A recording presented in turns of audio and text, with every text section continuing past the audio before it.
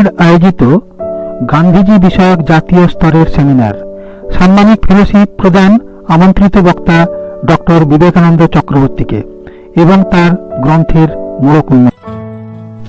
South Asian institute for advance research and development আয়োজিত যাদবপুর বিশ্ববিদ্যালয়ে অনুষ্ঠিত জাতীয় স্তরের সেমিনারে আমন্ত্রিত বক্তা হিসেবে উপস্থিত ছিলেন জাতীয় শিক্ষক ও রবীন্দ্র গবেষক doctor Vivekananda Chakraborty.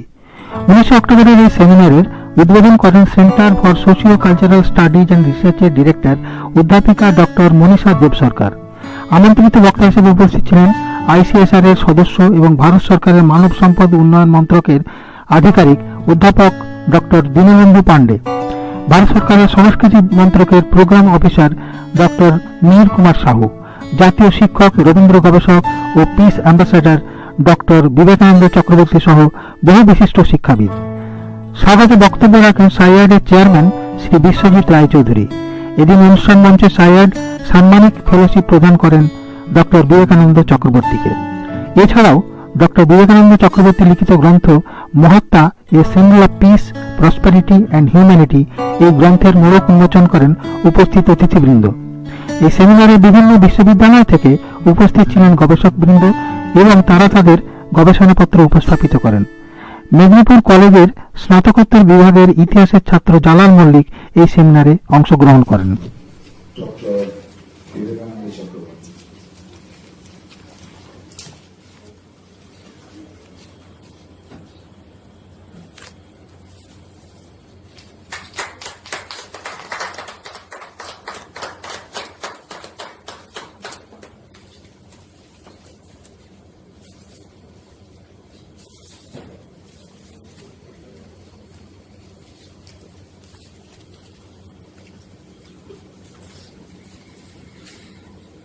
Now again, I request to our chairman sir to felicitate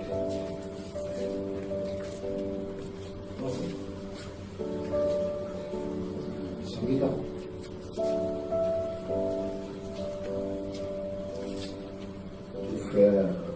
To felicitate Manisha.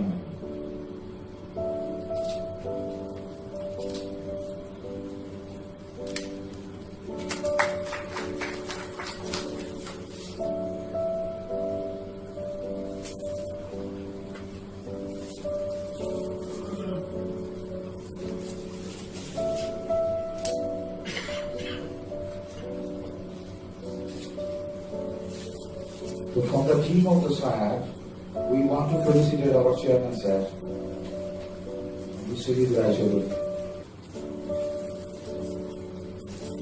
On behalf of SAIARD, Rahul will felicitate our chairman sir.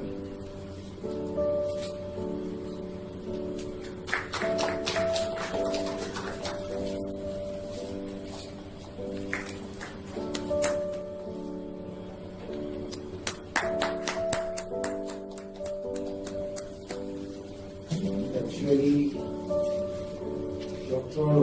Upendra Chaudhary, some personal inconvenience who did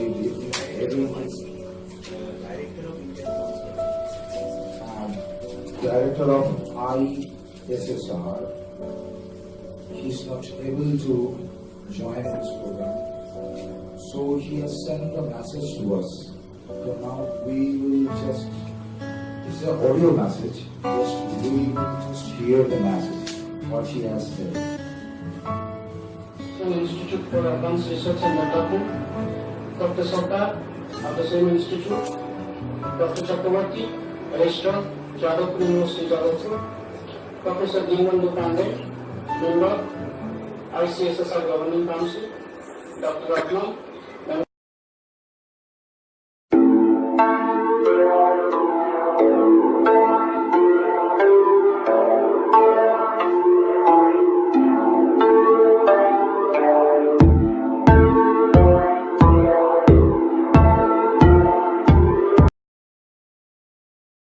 the title Relevance of Mahatma in Peace, Prosperity and Humanity, because it is now 150th birth anniversary of Mahatma Ji.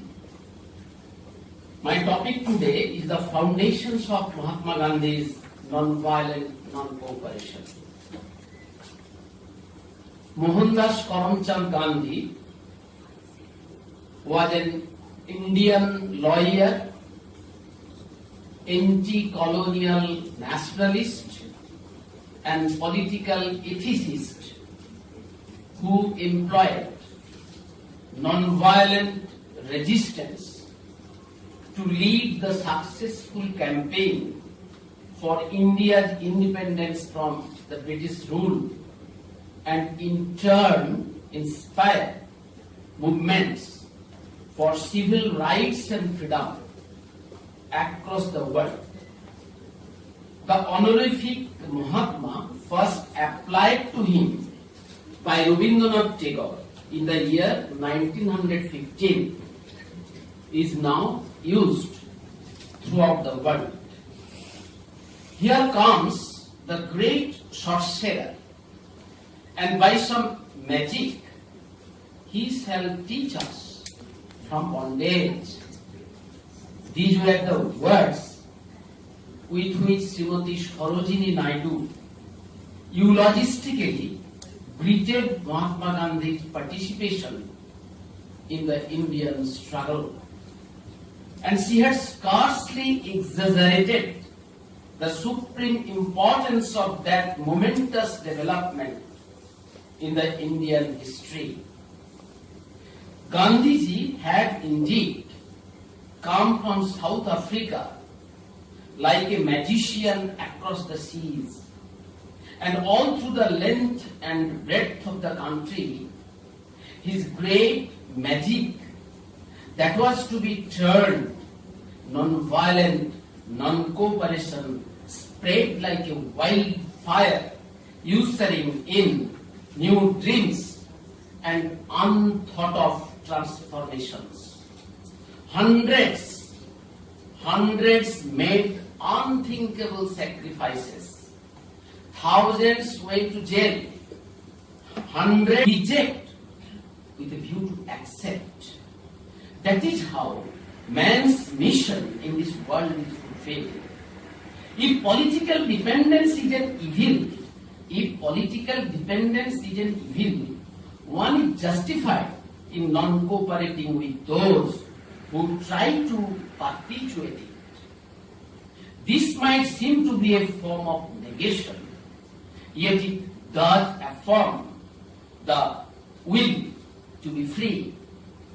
The idea on which the non-cooperation movement was thus based is that it is the duty of an individual as much as that of a nation to resist, not with violence, but with resolute non-violence, all those dark and hostile forces which in any way hinder its development and self-realization, and that while resisting those forces, it is equally necessary to dissociate the evil from the evildoer and resist only the evil as an evil without hating the evildoer and refusing no pain or suffering or sacrifice that the ingenuity of the latter can inflict.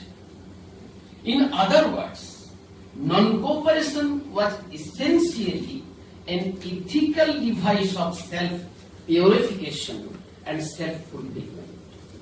It excluded all violence, including hatred. Gandhiji expressed this idea in those significant words. Gandhiji expressed these ideals in cooperation was a moral protest. Non-cooperation was a moral protest against the authority of those who selfishly and wrongly seek to create or continue conditions under which a nation cannot rise to its full stature. That non-cooperation was more of a moral rearmament than a mere political stunt, was a fact that the superficial observer usually ignores. It was not a political stunt. It was actually a moral fight against inequities.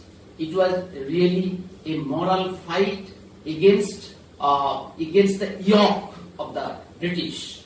When critics asked that non-cooperation was impracticable as a political weapon, they missed the comprehensive character of the philosophy on which non-cooperation was based. For Gandhiji, there was no inherent contradiction between politics and morality.